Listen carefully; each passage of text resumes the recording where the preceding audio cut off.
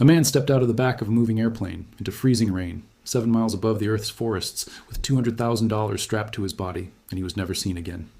That happened on November 24th, 1971. For 53 years, nobody could prove who he was. Now, for the first time, a piece of forgotten evidence is finally starting to talk, and what it's saying points to someone almost nobody expected. Let's go back to the beginning, because to understand why this new lead matters so much, you need to understand just how strange this case has always been. It was the day before Thanksgiving. Portland International Airport was busy with holiday travelers rushing home. A man walked up to the Northwest Orient Airlines counter and bought a one-way ticket to Seattle. He paid $20 in cash. He gave his name as Dan Cooper. A newspaper reporter later mixed up the name, and the world has called him D.B. Cooper ever since. Witnesses described him as calm, middle-aged, maybe in his mid-40s, around 6 feet tall, with an olive complexion and dark hair combed back. He wore a business suit, a white shirt, and a plain black clip-on tie held together with a small mother-of-pearl clasp. He carried a briefcase. Nothing about him stood out. He looked like a man you would forget 5 seconds after passing him in a hallway. That is exactly what made him so hard to catch.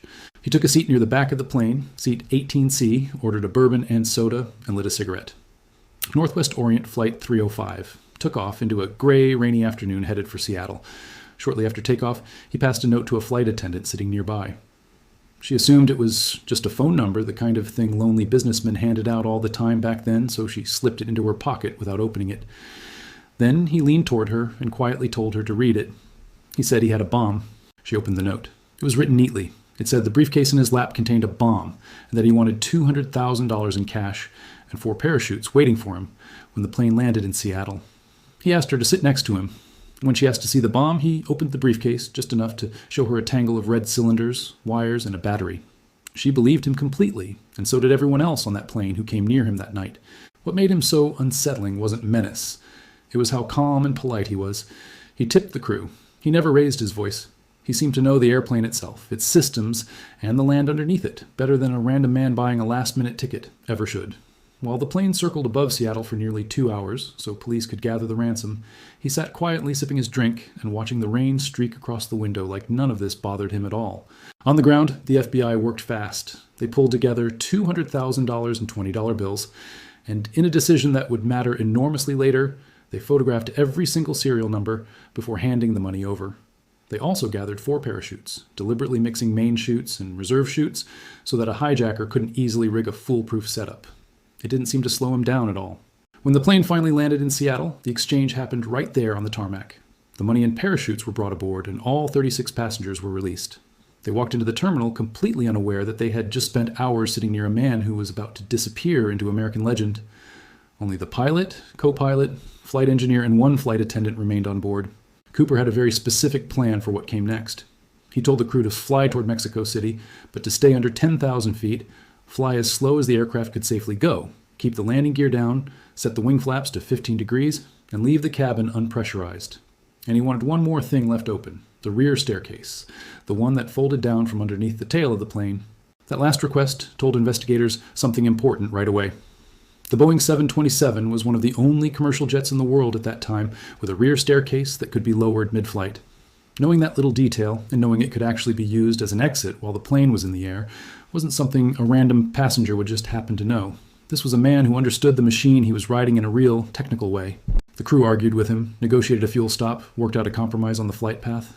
But around 7:40 that evening, the plane took off again from Seattle, climbing into the storm with its strange, quiet passenger now completely alone in the darkened rear cabin. The crew stayed locked in the cockpit, talking to him only through the intercom. He told them he'd handle the staircase himself. Somewhere above the thick, tangled forest of southwest Washington near the Lewis River, the crew felt it. A shift in the plane's balance, a small dip in the tail, what the pilots later described as the aircraft curtsying, like it briefly bowed to something behind it. A warning light for the rear staircase blinked on in the cockpit. It was 8:13 in the evening. Outside it was well below freezing, rain was hammering sideways, and the wind at that speed and altitude was roaring past at nearly 200 miles an hour. And into that freezing, screaming darkness, with a bag of cash strapped to his chest and a parachute on his back, the man who called himself Dan Cooper walked down that staircase and disappeared. When the plane touched down in Reno, agents stormed the cabin with weapons drawn. It was empty. The staircase hung open to the night. The briefcase bomb was gone. So was he. All that remained were a handful of clues. 2 of the 4 parachutes he hadn't used, a few cigarette butts, some strands of hair on a headrest, and draped quietly over a seat, that plain black clip-on tie with its little pearl clasp. He'd taken it off sometime before he jumped and left it behind, either by accident or because it simply didn't matter to him anymore. Nobody in that cabin could have imagined that a cheap department store tie would one day become the single most important object in the entire case. The manhunt started almost immediately. Within days, it had become one of the largest investigations in FBI history. Agents fanned out across 3 states. They spoke to the flight attendants who had been closest to him, and one of them struggled to give a sketch artist much to work with at all because he was just so ordinary. Olive skin, dark hair, receding a little at the front, brown eyes, around 45, no accent she could place, a ghost in a business suit. At first, almost everyone assumed he couldn't have survived. And honestly, that was a reasonable guess. Think about the conditions, jumping from the tail of a jet at 10,000 feet, into a winter storm, wearing loafers and a thin suit, no helmet, no gloves, no goggles, no real knowledge of what terrain was rushing up at him in pitch darkness. At that speed, the wind chill alone would have been brutal, somewhere around 70 degrees below zero. Some accounts say the parachute he ended up using wasn't even steerable, meaning he had zero control over where the wind carried him. Below him was nothing but sharp evergreen trees, icy rivers, and deep ravines, the kind of terrain that swallows people whole. The FBI's own experts figured early on that Cooper had probably died on impact, or frozen to death somewhere out in that wilderness within hours. They believed they weren't chasing a fugitive anymore. They believed they were just waiting for the forest to hand back a body. But the forest never gave anything back. And that was the first sign that this case wasn't going to behave the way anyone expected. Within 18 days, the FBI launched a massive ground search. Soldiers swept the woods in long lines. Helicopters flew low over the treetops. Search planes crossed the drop zone again, and boats dragged the rivers and reservoirs below. They were looking for anything at all. A torn parachute caught in branches, a scrap of cash, a shoe, a body. They found nothing. Not a thread. Not a coin. It was as if the man had never touched the ground. That emptiness is what turned this from a crime story into a legend. Because if nobody was ever found, then maybe he had lived. And if he had lived, then somewhere out there was a man who had pulled off the impossible, robbed an airline, terrified a flight crew without hurting a single person, and vanished into thin air with a small fortune. People loved that idea. A whole town near the drop zone started holding an annual festival in his honor. Bars invented drinks named after him. Songs were written about him. The criminal turned into a folk hero, and the folk hero turned into myth. But the FBI didn't deal in myths. They dealt in serial numbers. And that money was the one thing Cooper could never fully control. Every single bill handed over that night had already been photographed and recorded, all from the same series, all starting with the same letter. The moment any of it turned up anywhere, a bank, a store, a casino, it could be traced straight back to him. The FBI sent the list of serial numbers to banks and businesses across the country and offered a reward for anyone who spotted a match. Then they waited, and waited. Year after year, none of it appeared. No spending spree, no sudden wealth, no careless slip-up at a cash register. To investigators, that was almost more unsettling than if the money had shown up right away. Either Cooper was dead and the cash was buried somewhere with him, or he was one of the most disciplined criminals alive, sitting on a literal fortune for years without ever touching a dollar of it. Then, in February of 1980, 9 years after the jump, the money finally spoke, just a little. An 8-year-old boy named Brian was on a family camping trip along the Columbia River. He was smoothing out sand to build a fire when his fingers hit something buried just a few inches down. He dug it up. It was a rotting, crumbling bundle of cash, 3 packets of $20 bills, still held together by decaying rubber bands. His father called the police, and when the FBI checked the serial numbers, the room went quiet. Nearly $6,000, all from that same batch handed over the night of the hijacking. After almost a decade of absolutely nothing, this was the first real physical proof that the money existed somewhere in the real world. But instead of answering questions, it created new ones. The spot where the boy found it, a stretch of riverbank called Tina Bar, didn't match any of the calculated landing zones downstream. How did a small portion of the money end up there while the rest of it, and the man himself, remained completely missing? Had the river carried it there over the years? Had it been dredged up from somewhere else and dumped? Had Cooper buried it there himself as some kind of decoy? Geologists studied the sand layers and the erosion patterns and came away disagreeing with each other. The one piece of hard evidence the case had produced only made things more confusing. By this point, suspects had piled up by the hundreds. Over the decades, the FBI looked into more than 1,000 names, and the public offered up countless more on top of that. There was a former paratrooper with a criminal record whose face resembled a sketch. There was a man who confessed on his deathbed, insisting to his family that the secret of his whole life was that he had once jumped from a jet with $200,000 strapped to him. There were relatives who came forward years later convinced that an old photograph or a strange lifelong silence about a specific date meant their father or their uncle had been the man on the plane. Every one of these leads followed the same pattern. A flurry of headlines, a wave of excitement, and then, slowly, it would all fall apart. Fingerprints didn't match, timelines didn't line up, physical descriptions were close but never exact. Memory, it turns out, is a very soft and forgiving thing, and a dying man confessing to a legend can feel a lot like truth, even when it isn't. And through every single one of those false leads, one small piece of evidence just sat quietly in an evidence locker, waiting. That black clip-on tie. For years, it seemed like it had nothing left to give. Investigators had already lifted fingerprints from the plane itself, but there were too many people who had touched those surfaces. Passengers, crew, mechanics, cleaners, and none of the prints could be confidently pinned on Cooper specifically. The tie, though, was different. It had been his, and only his. And as forensic science moved forward through the 90s and into the new century, that cheap strip of fabric slowly became one of the most valuable objects in the entire case. Here's why. A tie sits against a person's throat all day. It picks up sweat, stray hairs, and microscopic debris that a person carries around without even realizing it.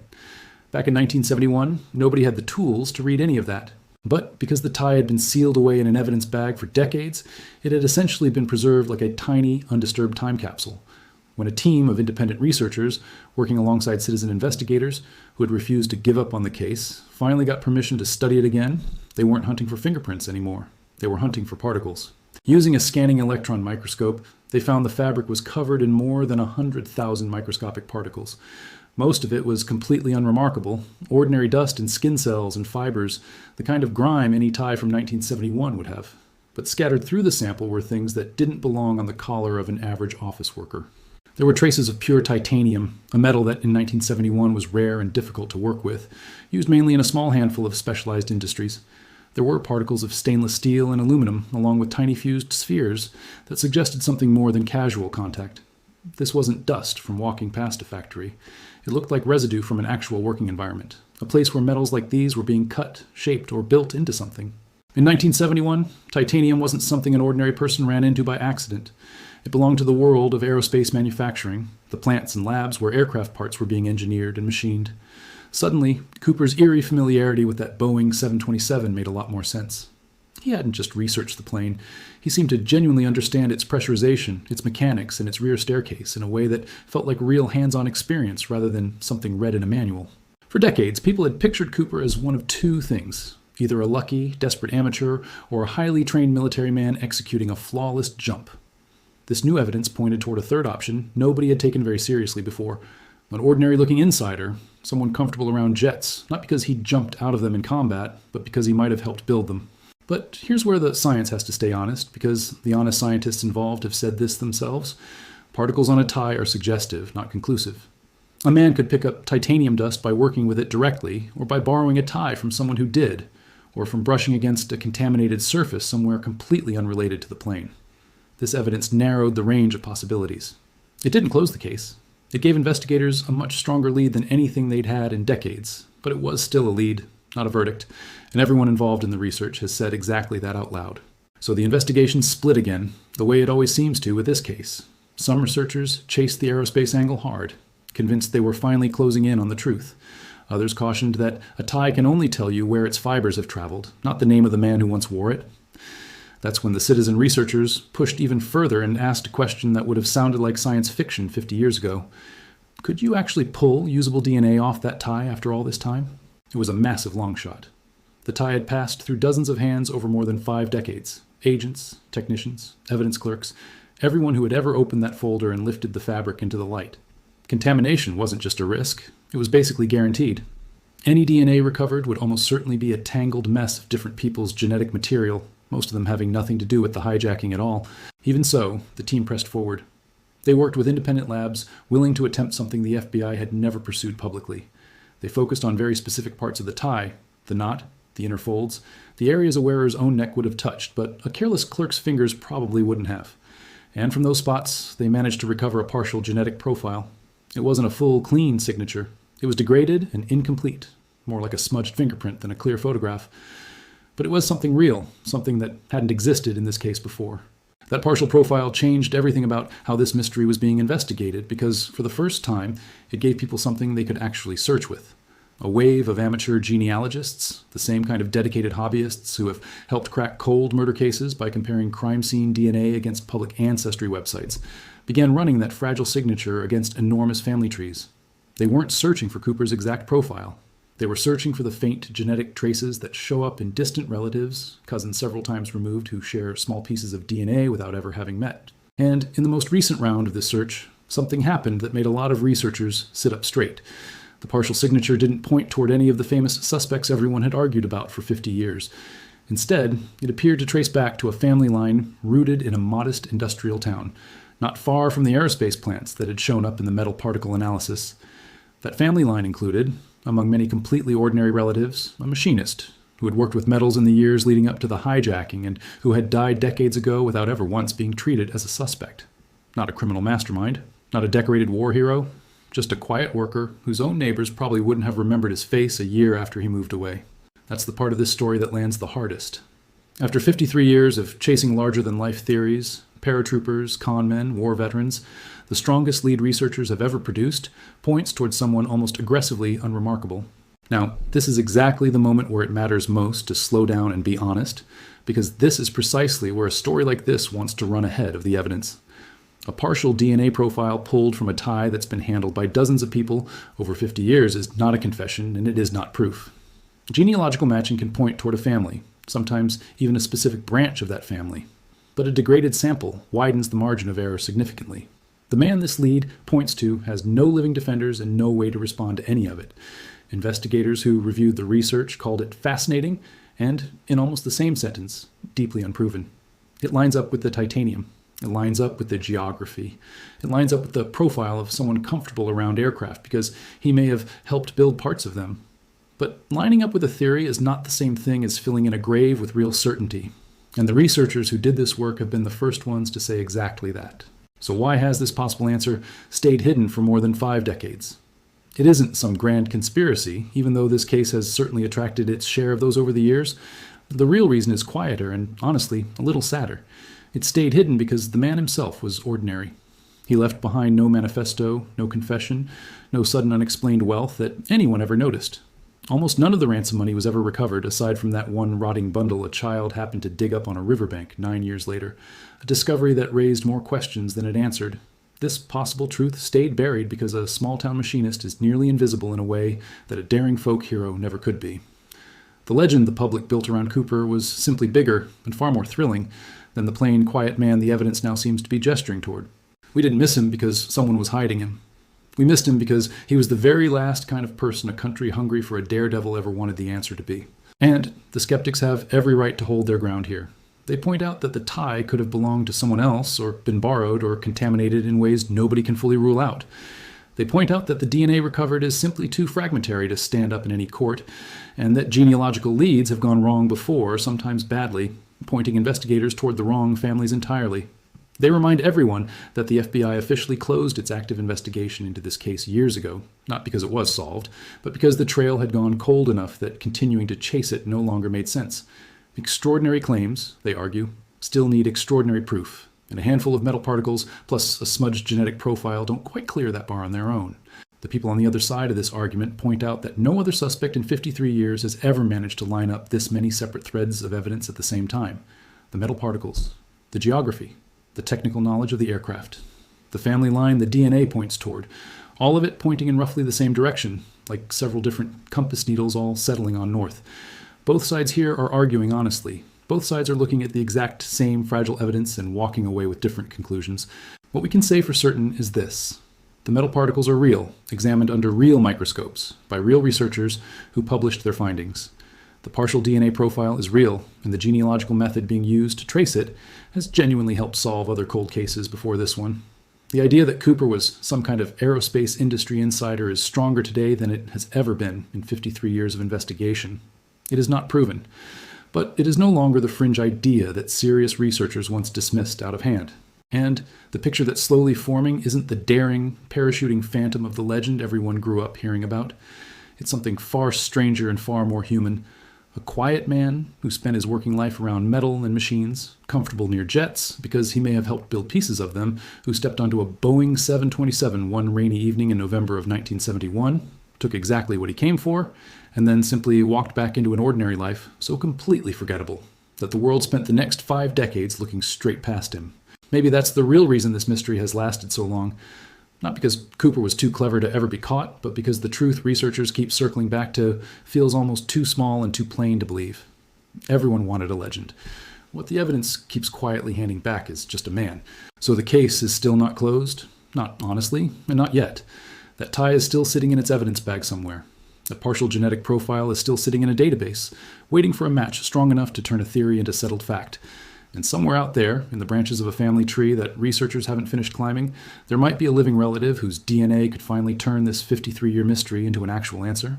So here's the question I want to leave you with. If the strongest lead we've ever had really does point to a forgotten machinist instead of some criminal mastermind, does that make this whole mystery feel smaller?